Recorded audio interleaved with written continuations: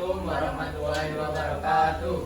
Waalaikumsalam warahmatullahi wabarakatuh. Selamat pagi Bapak Penguji, Bapak Ibu Guru dari SMKN Malang dan teman-teman kelas D dan DPR.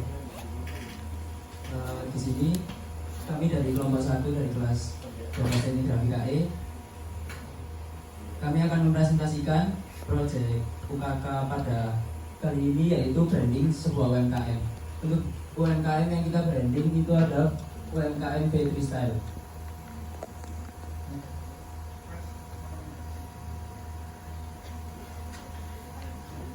Sebelumnya perkenalkan, nama saya Taufik Abadi, nomor absen 33. Kenalkan, saya Octavia Putri Ramadhani, nomor absen 26. Saya ada Prarevaldo, absen 9. Dan untuk poin-poin yang akan kita jelaskan, yang pertama di sini ada latar belakang, yang kedua ada analisa SWOT, yang ketiga filosofi logo, yang keempat mock up, yang kelima media promosi, dan yang terakhir ada kalkulasi. Untuk pemaparan latar belakang dan analisa SWOT akan dijelaskan oleh teman saya. Silakan. Baik, yang pertama latar belakang. Vetri Style ini sendiri adalah sebuah UMKM yang bergerak di bidang fashion, terutama di produk kosmetik dan skincare. Nama Vetri Style ini diambil dari nama pemilik, yaitu Fitri. Usaha ini bergerak sejak tahun 2019 dan beralamatkan di Jalan Irian Jaya nomor 24 Comboran, Malang.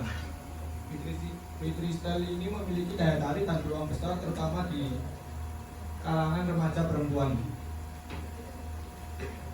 Nah, selanjutnya analisa SWOT. Nah, yang pertama kekuatan. Kualitas barang produk yang menggunakan bahan yang berkualitas dan lokasi UMKM yang mudah untuk dijangkau. Yang kedua, kekurangan sulit menentukan style baru dan keterbatasan persediaan barang yang diinginkan oleh konsumen. Nah, yang ketiga ini peluang menawarkan produk yang sedang tren dan melalui media sosial. Selanjutnya ancaman banyaknya pendatang usaha baru dan persaingan harga semakin ketat. Selanjutnya akan dijelaskan oleh rekan saya. Baik, terima kasih. Untuk filosofi logo kami, logo Vetri ini berasal dari huruf V dan angka 3 yang digabungkan menjadi sebuah logo. Simbol hati yang ada pada bagian atas itu yang menyerupai simbol hati itu melambangkan kasih sayang dan cinta. Yang kedua, garis lengkung yang melambangkan kemegahan, keanggunan, dan keluasan. Dan yang terakhir, warna biru yang menggambarkan pikiran dan perasaan yang tenang.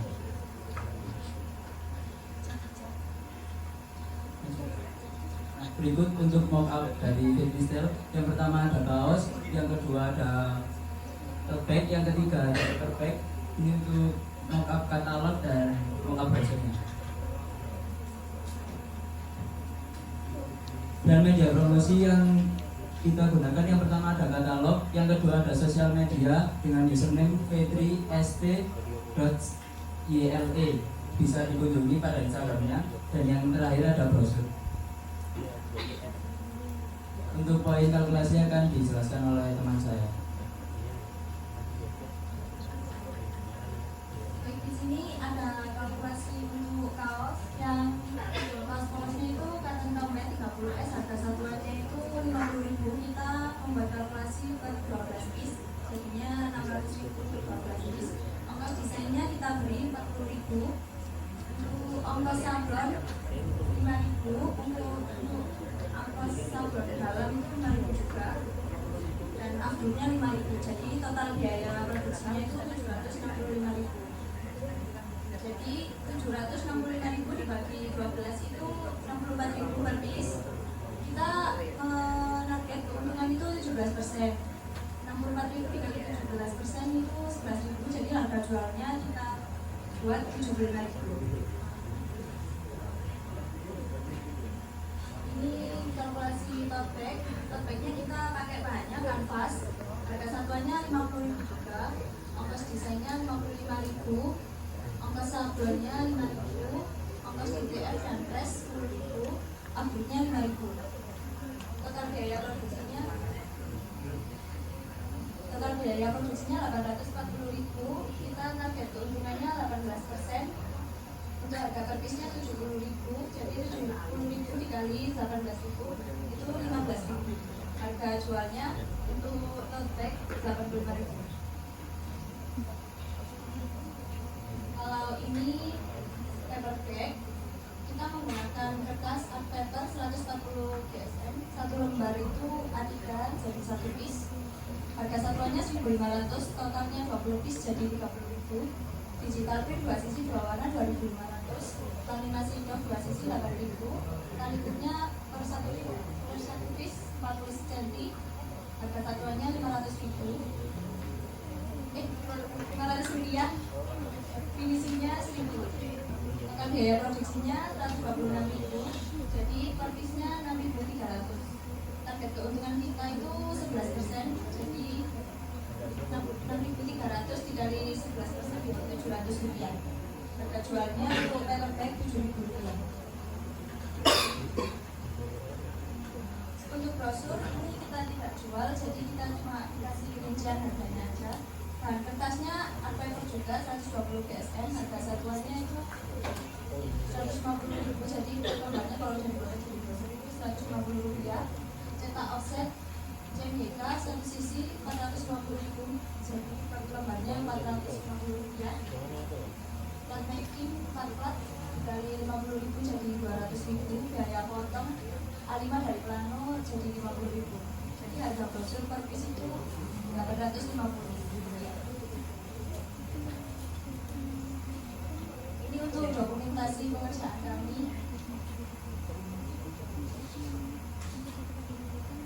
Terima kasih. Mungkin ada kritik, saran atau pertanyaan dari penguji.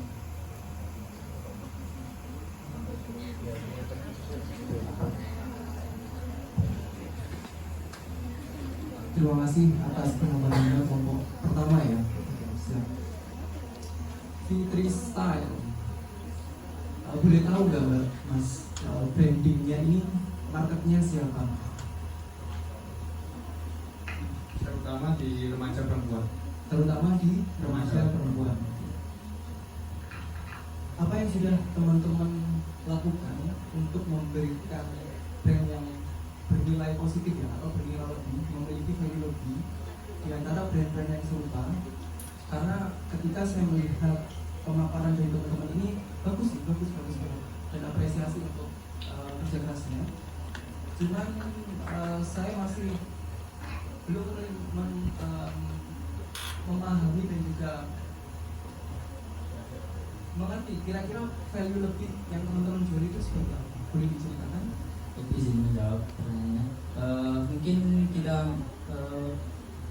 membuat brand ini menjadi sedikit beda dari brand yang lain. Jadi kita membuat desain yang saat ini sedang digemari oleh banyak remaja juga. Jadi kayak kita ngikuti style tren yang sekarang lagi rame. Jadi kita nanti kayak bikin, mungkin nextnya bisa bikin desain tote bag-nya itu bisa lebih yang lebih banyak digemari oleh remaja perempuan pada saat ini. Baik, terima kasih. Yang banyak digemari menurut teman-teman sekarang itu yang style seperti apa?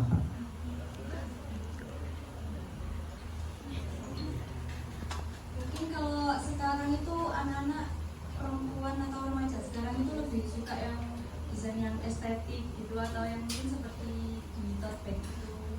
Jadi kita mungkin yang lucu-lucu juga kalau untuk perempuan ya.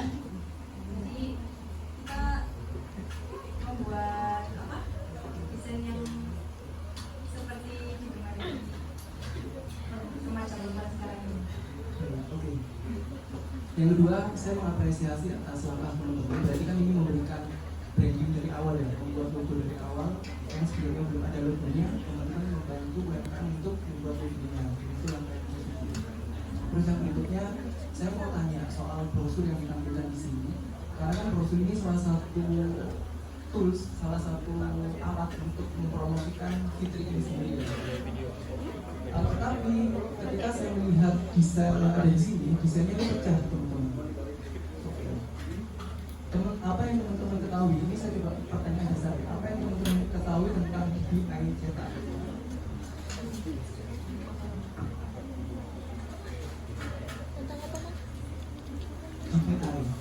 kalau misalkan teman-teman mau cetak sesuatu, baik dari Corel, Photoshop, Illustrator, itu kan pasti ada settingan awal namanya DPI, menentukan DPI. Nah, apa yang teman-teman pahami tentang DPI? Ya?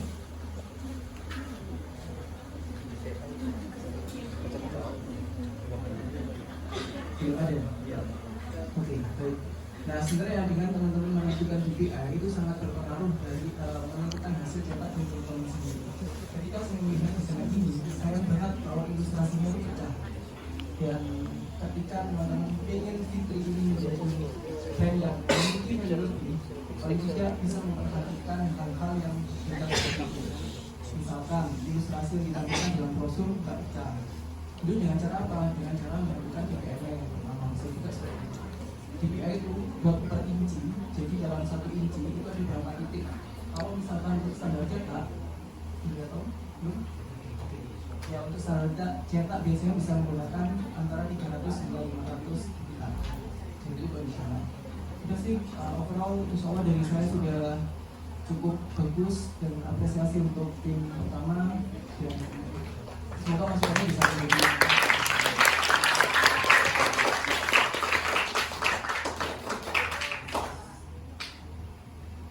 Saya cuma mau menambahkan aja dari Mas Bayu. Saya lebih ke teknis ya. Jadi karena saya lebih ke cetak sebenarnya. Jadi saya mau menanyakan ini untuk logo. Ini logonya ini nanti di semua diaplikasikan di semua media promosinya. Ya, untuk identitas tokonya. Ya. Yang di tas ini? Yang di tas ada di bagian dalamnya. Di dalam? Oh, gitu. Ya. Ini Mas, Mbak, logo itu brandingnya suatu produk. Jadi sebisa mungkin brandnya itu terpantau, terlihat, karena itu yang akan dilihat. Jadi biasanya kalau orang mau beli apa, itu logonya aja udah tahu. Gacuan, oh ini produknya gacuan, bukan produknya apa, ini yang lain, itu dari logo. Jadi seumpama kayak brosur ini sudah bagus. Cuman logo ini harus lebih tampil karena ini yang menjual. Jadi kita sama-sama belajar, saya juga masih belajar. Jadi kalau apa yang dinamakan branding itu pasti yang ditonjolkan. Mas, boleh dikalkulasinya?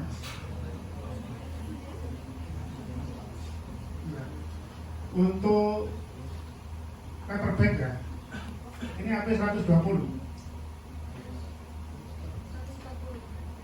HP 140, ya keliru.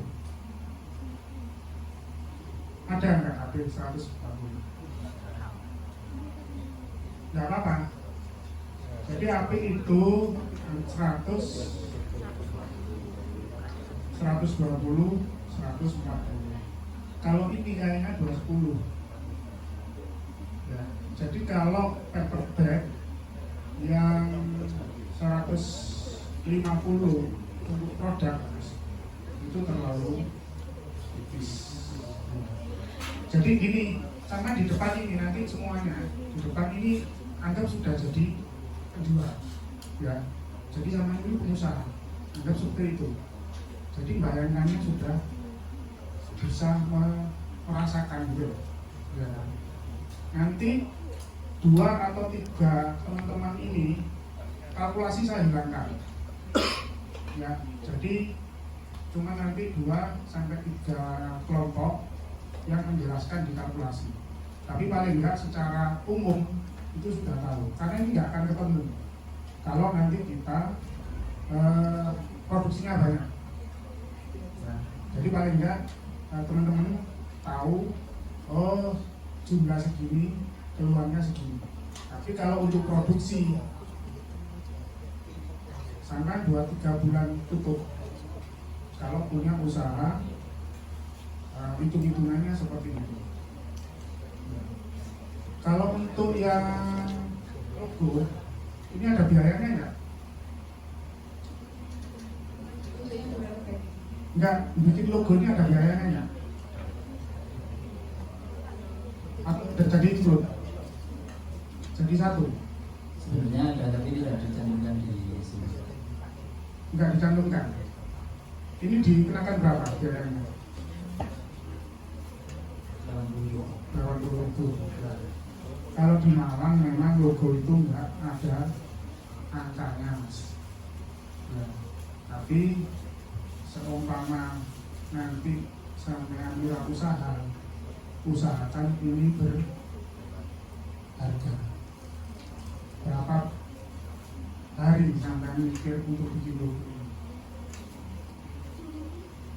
Berapa hari? Pada yang Kalau sudah jadi logo ini, alami laptop logo 4 hari jangan mikir untuk ini di semua teman ya. Nanti kalau sudah jadi wirausaha, tidak apa-apa, ini dikeluarkan karena ini bentuk pemikiran sampean. Jadi harus ada harganya selain yang lainnya. Tapi kalau nanti seumpama sudah bisa buka percetakan sendiri, biasanya orang-orang itu minta ikut, ya diganti, wis pokoknya kan nggak diaku. Untuk logonya nggak dihargai. Mungkin jangan pernah dengar logo Pertamina, logo Garuda. Itu berapa? 3M. Jadi jangan ya, dompet nutup. Tanyakan yang bikin berapa bulan itu, ada timnya, dan timnya itu tiap hari dikasih makan. Ya. Jadi di situ ada biayanya. Tapi kalau di Malang kayaknya nggak ketemu, Mas. Jadi membiasakan dulu untuk menghargai, nggak apa-apa dicantumnya di situ. Jadi nanti teman-teman ini yang 2-3 kelompok nanti saya lewati. Kan ini nggak ketemu, tapi paling nggak sama-sama sudah tahu cara ngitungnya seperti apa. Ya, nanti kalau sudah buka sendiri, angka ini nggak ketemu. Karena kalau cuma nyoba gini dikali boleh ngejar, ya boleh kan ya, dan ada sisa kan ada. Ya, tapi kalau nanti sudah posisinya banyak, itu nanti ketemu di kalkulasi. Jadi kalau yang desainnya tadi Mas Bayu sudah menjelaskan, saya cuma di teknis cetaknya. Karena PKL di mana? Saya di Malang di Cilacap Di Pak Joko. Pak Joko. Berarti ada di ini ya, di cetaknya ya? Saya di kantor. Di kantor. Ya. Di sebelum dicetaknya enggak? Iya, dicetaknya. Berapa hari? Gimana, Pak? Berapa hari dicetak? Di Tempat cetaknya itu berapa hari? kalau dicetaknya itu cuma di bagian laminasi. Itu Enggak, maksudnya enggak ditempatkan di tempat enggak, nyetaknya. enggak. Sampai yang di mana? Saya di Gracia Express, Di Gracia Express di bagian offset. offsetnya. Ya, Berarti di mesin ya. yang sih. Sedikit-sedikit tahu kan ya? Misalnya, Saya di Rudi, Surabaya. ditaruh di mesin enggak? Iya, Ditaruh, tahu.